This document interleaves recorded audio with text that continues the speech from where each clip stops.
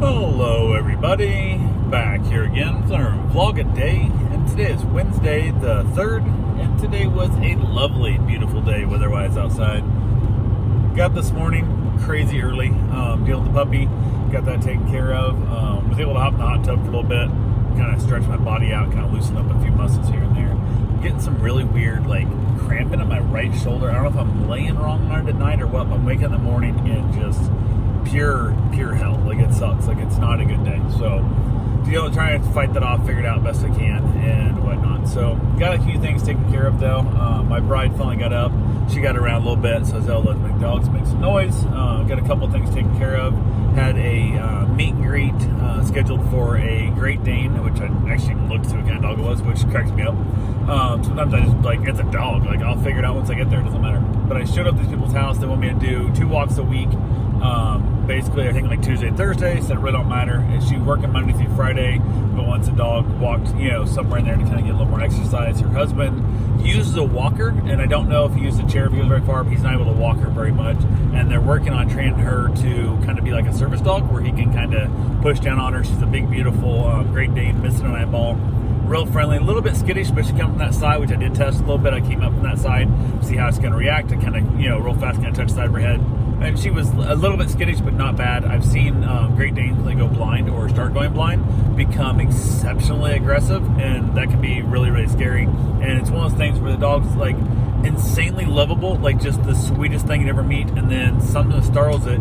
Usually it's a blindness, something sneaks up on them, and they find them that last second, and usually it's like a kid or somebody right there by their face, and they sense the breath, they sense something in the smell, and they end up attacking, and it becomes a problem. So I wanted to test that with this dog before I got her out of other dogs, and seemed not to have any issue with that at all. She was a little more of a jump back kind of skittish, which can become aggressive, but I just kind of let her know it's there and all kind of stuff. We're good to go. So they are trying to get another dog. They're trying to get a standard poodle.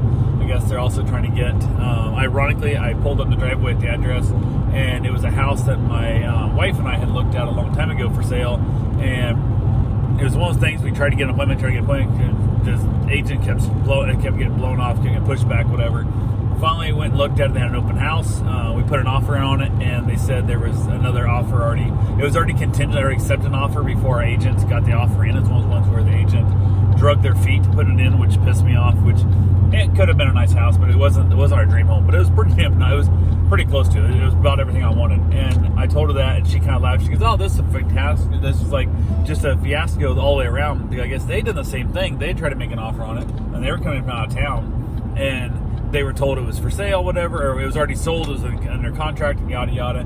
And they're seeing stuff, and they started looking around. They're like, I can't leave their houses. Found the house pop back up on Zillow or on MLS or where it was. I'm not sure which one she saw it on, but it showed up as being active. So she reached back out to her agent and said, "Hey, we're going to look at this house and stuff, blah blah whatever." And he said, "Oh no, it's already contingent. I already looked." And he wasn't looking because, well, my paperwork showed me that it's still open. The things I'm seeing, it says it's still active. And he's like, "No, it's not." So she finally said to hell with her agent, called the listing agent directly, and the listing goes, "Oh yeah, it fell through. We put it back in the market." And I'm like, are you kidding me? So I don't know if it got listed on Zillow as being active, because it was a long time before. It sat empty for quite a while in that gap, and my agent kept telling me, "Oh nope, it's on there and stuff, blah blah." But somehow or another, she was diligent enough to get a hold of the original listing agent, and they got the offer put in, they got the offer bought, and it's a nice house. There's a couple little things that make it hard for my life the way it is, but it's a beautiful triple lot. It was, they put an above ground pool in, which is when I guess straight swamp water. It's turned full green. It's bad, I guess.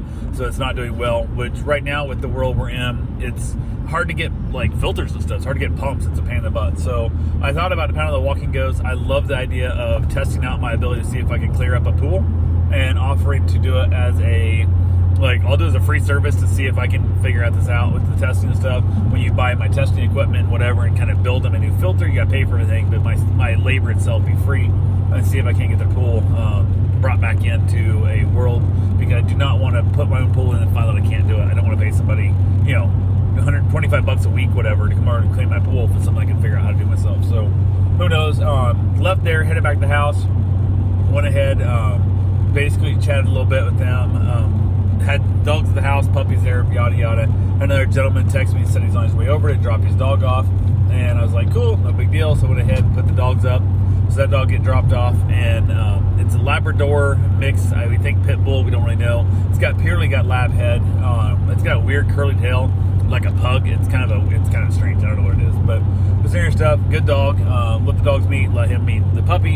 And oh my God, they literally chased and wrestled and played for roughly an hour. It was just under an hour that it was nonstop, like fighting, wrestling, playing, just nonstop. And they finally decided to take a break, and the lab was tired. He was like, I'm ready to give up here now. And then Van, the puppy, just won't leave the hell alone. It just annoys the shit and stuff. He got growled at a couple times, got nipped at a couple times. And I finally had to put the shot collar, and it has like the vibrate and the sounds and stuff. I put that on to help distract him because he can't get the hit, man. That dog is, every once in a while, just gets obsessed with a new dog.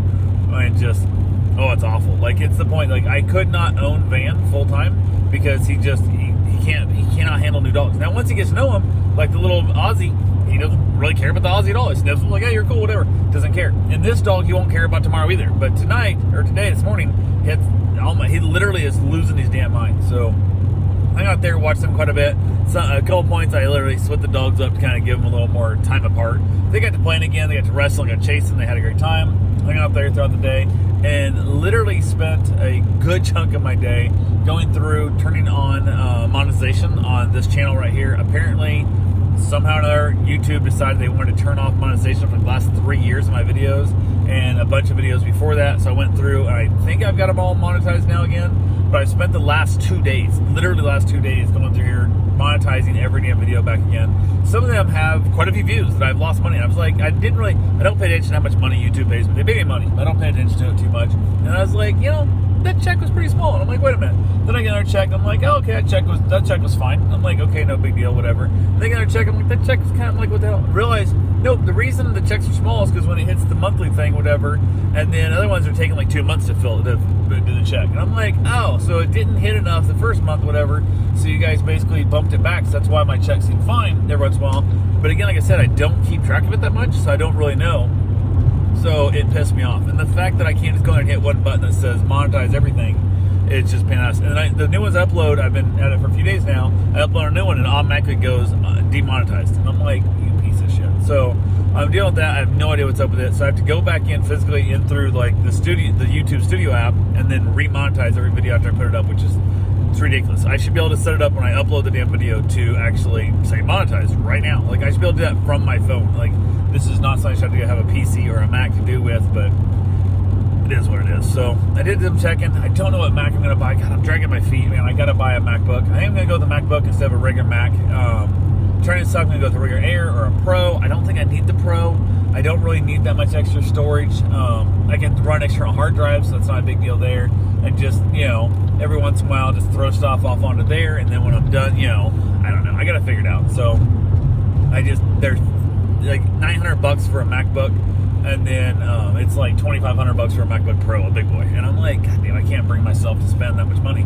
Because part of me thought, hell, for 3 times the price, I mean, I could just do one. I'd have the more storage. I don't know. I don't know. I got to do some research. I got to talk to other people and find out how hard the external hard drive is on the laptops. I know on the Mac it's super easy. I throw an external hard drive, throw the stuff over there I want, and it's all good to go. So you got to figure it out on the MacBook what it is, but I haven't got that fully figured out. I did have another customer contacted me and said they wanted to drop their dog off, and I'd actually hit them up originally and said, they had like between like 4:30 and 5, whatever. And I reached out and I said, hey, we're still on for 5 o'clock for the dog drop off, whatever, 4:30, 5 o'clock. I said, I'm just trying to plan it to have another dog that's getting picked up about 4:30 and a little after and stuff. And he said, yeah, I'll make it closer to 5, not a problem at all. And I was like, cool, because Van Gogh usually goes home like 5 o'clock. Usually he's home by then. Sometimes a little later, some a little earlier it is. But I was kind of hoping to get him out of here, so he wasn't going to meet the new dog today, because I didn't want to have the new dog also riled up and then have him put up with the pup as well. So went ahead and said, cool, chilled out, no big deal.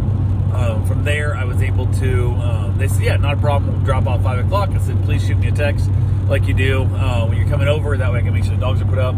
The puppy went home. It was great. They'd actually texted on the way with their dog before the puppy got picked up, but he got picked up before he got there, so it's out of there. So now I had the new dog come in. This dog is so excited. Oh my God, this dog is just one of these two people and stuff. Wants to jump up in that. So we had some talk with the dog, trying to get that thing to stop, and then it decides it wants to slobber as it plays to the point it walks out and lays its head on your lap, and like your pants, and I literally look like I peed my pants. Like I look like I peed my pants. I was ridiculous. You ever had like a bottle of frozen tea or something you put between your legs when you're driving, and it just like soaks all your pants? That's what it looked like. I'm like, this is ridiculous. So went ahead, got them outside, got them all playing. They all wrestled, had a good time. And why this dog is slobbering, I don't know if it's just panting and slobbering that much, or it's just a drooler. I don't know what it is. It's drinking a bunch of water. But we got it fine, calmed down stuff. My wife got home from work. I got my run in, got my shower before I sent the puppy home. Got that all taken care of because I run every single day, so I got to make sure that happens. Went ahead. My mom had some leftovers. We had leftover roast and potatoes and carrots. I asked her if there had any corn or anything like that. We had some cream corn, so we mixed up some cream corn and heated it up as well. Had some leftovers. My mom said she wasn't feeling great, which I think is still her allergies kicking her ass. So she told us to take everything we wanted. We left her some behind, obviously. Lots of more potatoes than we needed, but left some behind, some meat and carrots and everything, and some corn, all of it. I don't know if she didn't eat while I was still in there. I don't know if she ate later. But watched the episode of Netflix together. We headed from there outside, played with the dogs and stuff, had myself a nice little cigar, chilled out, called it an evening, and was good to go. So yeah, basically spent the last 2 days just turning back on my AdSense on my videos, which sucks because a lot of them are, nobody's gonna go back and watch the 3-year-old videos, especially this kind of crap. So I lost all that money from it, but it is what it is. So anyway, that's all I got for right now. I will talk to you guys tomorrow. Have yourself a safe, wonderful day. Thanks for watching.